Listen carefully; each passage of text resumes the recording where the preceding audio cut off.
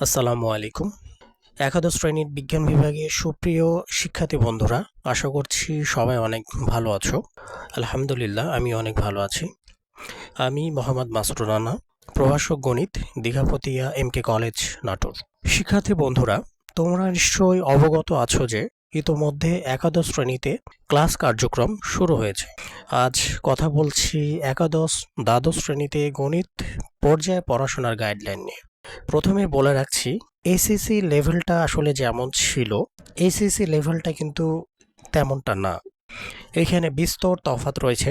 SSC লেভেলে যে বিষয়টা ছিল যে সেখানে কিছু বোর্ড বই এর আন্ডারে একটা রিজিয়ন ছিল পড়াশোনার, কিন্তু এইচএসসি পর্যায়ে আসলে বোর্ড বই বলে কিছু নেই। এখানে এনসিটিবি কর্তৃক অনুমোদিত কিছু লেখক দ্বারা পরিচালিত বই রয়েছে। তাছাড়া এই পর্যায়ে রয়েছে অ্যাডমিশন যুদ্ধ, তাই সার্বিক বিবেচনায় এইচএসসি প্ল্যাটফর্মটার গুরুত্ব অনেক। আর এই প্ল্যাটফর্মের পড়াশোনাকে আরও শানিত করতে পাশে রয়েছে মাসুদ ম্যাথ কেয়ার। তো এখন আসি এই প্ল্যাটফর্মকে কিভাবে নিজেকে সাজাতে হবে এবং কখন এবং কিভাবে পড়তে হবে সেই বিষয় নিয়ে। এইচএসসি গণিত রোডম্যাপের যে আলোচ্য সূচি, আমরা শুরুতে আলোচনা করব এসএসসি ভুলগুলো নিয়ে। এরপর আছে তথ্যবহুল একটা বুক লিস্ট, আর কিভাবে পড়তে হবে, কখন কিভাবে আগাতে হবে, তো সেই বিষয়গুলো নিয়ে আমরা সামগ্রিকভাবে আলোচনার চেষ্টা করব। তো প্রথমেই আসছি এইচএসসি ভুলগুলো নিয়ে। এখানে প্রথম ভুলটা হচ্ছে যে পড়ার পরিবেশ তৈরি করতে না পারা।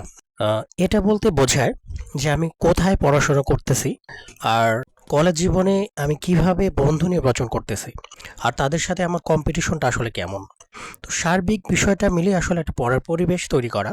তো এইটার অভাবে অনেক ক্ষেত্রে দেখা যাচ্ছে যে শিক্ষার্থীরা পিছিয়ে পড়তেছে। দ্বিতীয় ভুলটা যেটা হয় সেটা হচ্ছে সিকোয়েন্স অনুযায়ী না পড়া। তো এইটা বলতে যা বোঝায় যে কোন টপিকের পরে আসলে আমি কোন টপিকটা পড়বো সেটা বুঝে উঠতে না পারা। দেখা যাচ্ছে পূর্ববর্তী অধ্যায়ের প্রয়োজনীয় যে বেসিকগুলো সেগুলো ক্লিয়ার না করেই আমরা পরবর্তী অধ্যায়কে চলে যাই। তো এতে কি হয় যে সিকোয়েন্স ব্রেক হয়, আর ওই অধ্যায়টা বুঝতে অনেক সমস্যা হয়ে যায়। যেমন ধরো, সরলরেখার ঢাল এবং ত্রিকোণমিতিক যেই বেসিকগুলো বা সূত্রগুলো আছে সেগুলো না পড়ে যদি আমরা ক্যালকুলাসে চলে যাই, তাহলে অনেকটা আকাশ থেকে পড়ার মতোই অবস্থা হবে।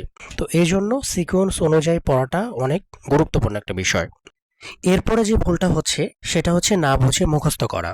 আহ, তোমাদের একটা বিষয় বলে রাখা ভালো যে এসএসসি লেভেলে তোমরা যে পরিমাণ পড়াশোনা পেয়েছো তার তুলনায় সময়টা কিন্তু কিছুটা হলেও বেশি ছিল, কিন্তু ইন্টারমিডিয়েটে যে বিষয়টা হয় সেটা হচ্ছে এখানে সময়ের তুলনায় পড়াশোনার রিজিয়নটা অনেক বড়। সো এখানে যদি মুখস্থ করে এই সময়টাকে সেভ করার চিন্তা ভাবনা করা হয় তাহলে দিন শেষে আসলে ক্ষতিটাই বেশি হয়। এরপর যা হয় যে নিয়মিত প্র্যাকটিস না করা। একটা বিষয় মাথায় রাখবা যে ইন্টারমিডিয়েটে তুমি যদি নিয়মিত প্র্যাকটিস না করো তাহলে দিন শেষে তুমি অনেক পিছিয়ে পড়বা। আর এখানে যেহেতু সময়টা কম, পড়ার পরিমাণটা অনেক বেশি, তাই তোমাকে নিয়মিত প্র্যাকটিসের মধ্যেই থাকতে হবে। এরপর ভুলটা হয় যে সঠিক সিদ্ধান্ত নিতে না পারা। এটা বলতে যা বোঝায় যে তোমাদের ইন্টারমিডিয়েট শেষে কিন্তু অ্যাডমিশনের একটা বিষয় আছে। তো সেই বিষয়টা অনেক সময় অনেকে শুরুর দিকে বুঝে উঠতে পারে না, অর্থাৎ সিদ্ধান্তে সেখানেই ঘাটতি থেকে যায়, যার দরুন দিন শেষে অ্যাডমিশনে গিয়ে অনেক সমস্যা হতে দেখা যায়। এরপরে যে বিষয়টা হয় সেটা হচ্ছে আত্মবিশ্বাস না থাকা। শুরুতেই যদি তুমি আত্মবিশ্বাস হারা হয়ে যাও তাহলে এই রিজিয়ন তোমার জন্য অনেক কঠিন হয়ে পড়বে। সো এই পড়াশোনাকে আত্মবিশ্বাসের সাথে নাও, মনে করো যে তুমি অবশ্যই এখানে পারবা। তাই সঠিক সময়ে সঠিক সিদ্ধান্ত নেওয়াটা অত্যন্ত জরুরি। আহ, এখন আলোচনা করি এইচএসসি গণিত বুক লিস্ট নিয়ে। আসলে বাজারে কোন কোন লেখকের বই পাওয়া যায় সেই বিষয়গুলো নিয়ে একটু ধারণা দিই। প্রথমেই আসি অক্ষরপত্র প্রকাশনীর অসীম কুমার সাহার বইটা নিয়ে। এই বইটা মূলত ম্যাক্সিমাম কলেজগুলোতে ব্যবহার করা হয়, আর আমার কাছে এই বইটা অনেক গোছালো বলে মনে হয়। অনেক সুন্দর এবং সুশৃঙ্খলভাবে বইটিকে সাজানো হয়েছে। এরপরে আসি মোহাম্মদ নজরুল ইসলাম এবং মোহাম্মদ কেতাবউদ্দিন স্যারের বইটা নিয়ে। এটা মূলত ক্যাডেট কলেজের বই। সমস্ত ক্যাডেট কলেজগুলোতে এই বইটা ফলো করা হয়। তাছাড়া বুয়েট, রুয়েট, কুয়েট, চুয়েট এই ভার্সিটিগুলোর অ্যাডমিশন টেস্টের জন্য এই বইটা খুব গুরুত্বপূর্ণ একটা বই।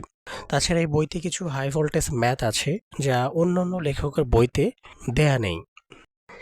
এরপরে আসি SU Ahmed O M A Jabbar স্যারের বইটা নিয়ে। এই বইটা মূলত মিশনারি কলেজগুলোতে ব্যবহার করা হয়।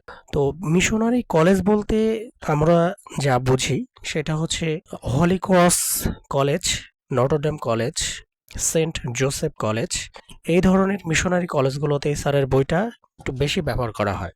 তাছাড়া অন্যান্য কলেজগুলোতেও এই বইটা ব্যবহার করা হয়। এরপরে আসি মোহাম্মদ রফিকুল ইসলাম এবং মোহাম্মদ হাবিবুর রহমান স্যার এবং আরও কয়েকটা লেখক আছেন। এটা রূপন্তী প্রকাশনের বই। এই বইটা মূলত ক্যান্টনমেন্ট কলেজগুলোতে ব্যবহার করা হয়। ক্যান্টনমেন্ট কলেজ বলতে আমরা যেটা বুঝি আদমজি ক্যান্টনমেন্ট আছে, Mirpur cantonment school and college, Ramizuddin cantonment college. তো এই ধরনের ক্যান্টনমেন্ট কলেজগুলোতে বইটা ফলো করা হয়। এরপর আসে সিস্টেক পাবলিকেশনের একটা বই, সেটা হচ্ছে এটি এস এম মাসুদুল হাকিম এবং মিজানুর স্যার আরও কিছু লেখক আছেন, তাদের সমন্বয় করে আসলে বইটি লেখা।